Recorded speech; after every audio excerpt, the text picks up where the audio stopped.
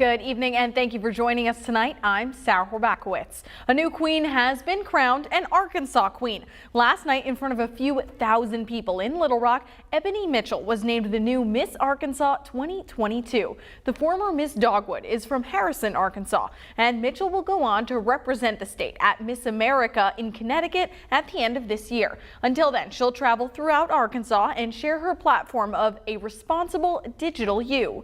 Congratulations are also in order for the new Miss Arkansas Outstanding Teen. Miss Conway's Outstanding Teen, Kamya Tackett, was crowned Friday night at Robinson Center in Little Rock. So a big congratulations to all. It's also Father's Day that many are celebrating today, and most dads might just want to sit and relax, but not for one group of Arkansas dads. They went to work, hoping to become father figures for more teens in the state. THV 11's Jay Jackson has more. Only a few gathered on the steps of the state capitol. We're just a small but not insignificant group. Launching a new program on Father's Day with a mission to impact those without father figures in their lives. Faith first responders are at the hospital at the bedside. When the EMTs leave, when the firemen leave, when the law enforcement leave. Reverend Arthur Hunt Jr. started Faith First Responders United in Dumas, a group dedicated to being first in line to uplift, rescue, and counsel those affected by violence and trauma. After the mass shooting at Dumas's Hoodnick event back in March, he wanted to expand the program across the state, starting here with open and honest conversation. But when will we, as black men, stand up and step in and bridge that gap? As you know, a fist open can do nothing by itself. It's individuals. But when you bring that fist together, it's a tight-knit group, and it cannot be broken. Earl Williams Sr. lost 3 of his sons to gun violence within an 8-year time span and said Father's Day is hard. I'm sad most of the time, but, you know, I know I got to keep going, so, you know, I just keep going. Because I know there's other people out here that's going through a lot. I've been trying to make it with helping other people. To help other people, the organization says they're going to need help themselves. Reverend Hunt's reached out to Governor Asa Hutchinson and Little Rock Mayor Frank Scott Jr. to ask for funding in their cause. For too long, we've been committed without compensation. And they're recruiting others who want to do the work as well. This week, they're starting a 6-month certification program for anyone who wants to be a Faith First responder. We have the Arkansas Minority Health Commission coming in, and every week we're going to start the series of certification. In Little Rock, Jay Jackson, THV 11 News. The group is scheduled to meet with Little Rock's Mayor Frank Scott Jr. again later on this week. And if you want to learn more about Faith First Responders United, you can visit our website at thv11.com. And some other Central Arkansas fathers celebrated their day at Rusty Tractor Vineyards today. Families enjoyed a fun Father's Day of drinks, food, and live music with their dear old dad. Not a bad day to spend the afternoon, and it was a nice sunny afternoon today, not too hot. Corrales Ortiz is with us. Corrales, what do people need to know for the rest of the week? Well, I have some bad news. I know that we were really enjoying the lower temperatures and the lower humidity, but it's going to be intense later in this week. But let's focus on the now because it's still feeling absolutely fantastic this evening. We're seeing temperatures in the upper 80s and a few spots in the low 90s. This was a long time since we've been, I want to say, cool, and I say that lightly. Dew points are in the 50s, mainly across the area. We saw some much drier air filter in overnight. We saw those dew points drop at least a good 15 to 20 degrees, meaning it's a lot less humid out there and a lot less sticky. Our evening overnight is going to be just as comfortable. We'll be dropping down into the upper to mid 60s with clear skies, calm winds, and still not too uncomfortable as well. But as I mentioned, we have some more heat coming our way in the forecast. More on that is coming up. Just into the THV 11 newsroom, a Shannon Hills police officer is behind bars this evening. Shannon Hills Police Chief Alan Spears confirms to us tonight that Officer Jose Padilla, the man on your screen, is on suspension after getting arrested yesterday. He's been charged with driving while intoxicated, car theft, and assault. Right now, Padilla is in custody in Pulaski County without bond.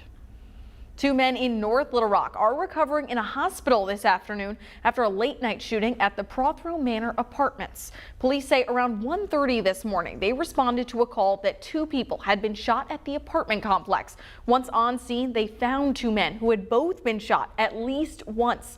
The two victims are now in critical but stable condition. No information has been released on a suspect or a motive yet, but anyone with information on the shooting is asked to contact North Little Rock Police.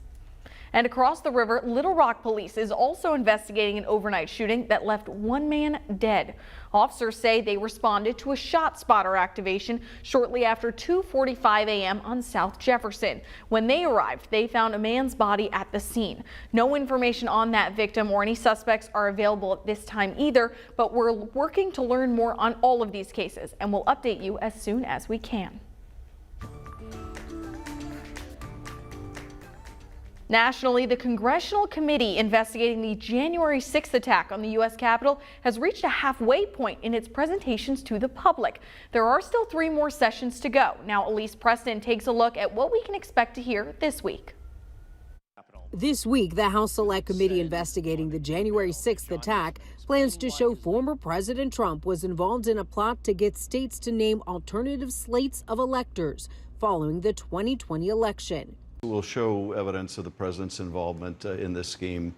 We'll show courageous state officials who stood up and said they wouldn't go along with this plan to either call legislatures back into session or decertify the results for Joe Biden. Congressman Adam Schiff will lead Tuesday's hearing featuring testimony from Arizona House Speaker Rusty Bowers, who says President Trump asked him to change the state's law to choose different electors. And Georgia Secretary of State Brad Raffensperger will testify he was pressured in a phone call to find more votes.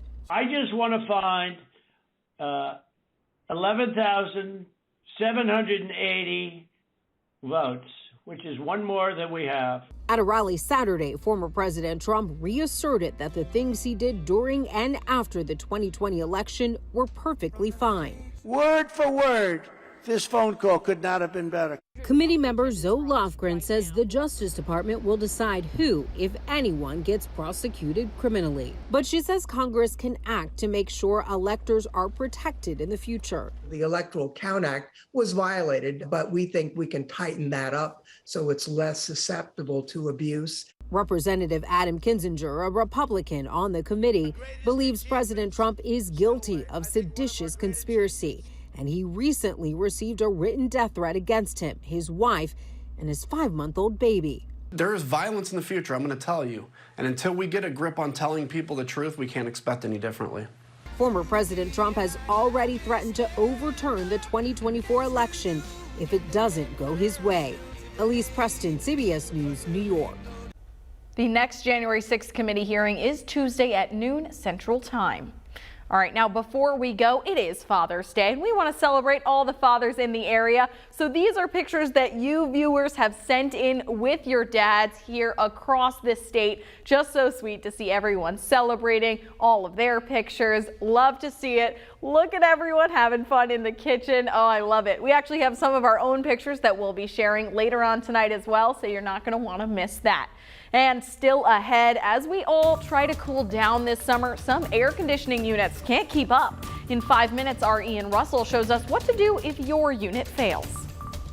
And I know that we didn't really need those ACs on full blast today. It was pretty comfortable out there, but we're going to completely change things around. Temperature-wise, we're going to start to see the return of some intense heat. More details in the forecast coming up.